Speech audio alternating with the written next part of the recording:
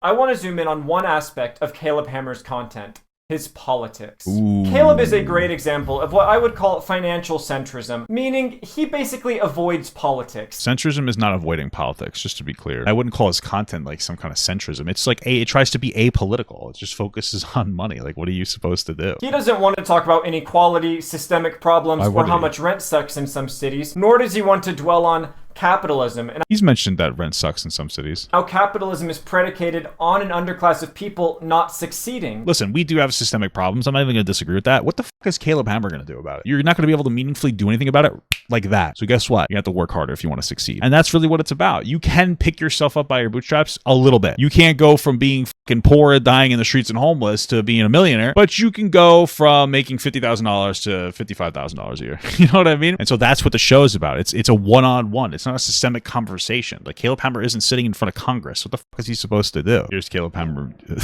in front of Congress. There you go.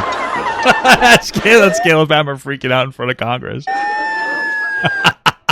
Neutrality in discussions of finances can tacitly uphold the worst parts of capitalism. By focusing only on personal responsibility, it frames financial struggles as individual failures rather than systemic realities. I don't understand the expectation of Caleb Hammer. Somebody comes on, they're in a lot of debt. Yeah, my rent's really expensive. Oh man, yeah, you know, it is tough out there. You know, we have this and that going on, and it's so expensive to live. There's only a limited amount of housing, and the landlords are out of control. It allows them to pretty much charge whatever they want. It's ridiculous. They're pricing people out. Oh yeah, true. That person leaves and they're still economically poor. We did it. We talked about the systemic problem there. Caleb Hammer is basically a one-on-one show that's a bit sensationalized for entertainment about giving somebody advice to get out of their situation. And a lot of times these people are overspending. Guest rent is expensive, healthcare is expensive, everything's expensive, and then they go on a fucking Disney trip for $10,000 every year. You guys are always looking for a reason to talk about politics, and that's fine, but it's not going to be in a Caleb Hammer video. It's boring and it's lazy. Talk about something else. Go talk about real politics. Go look at the news and talk about stuff. Why are you talking about fucking Caleb Hammer? And I understand it's because it's a drama person, so we can talk about Caleb and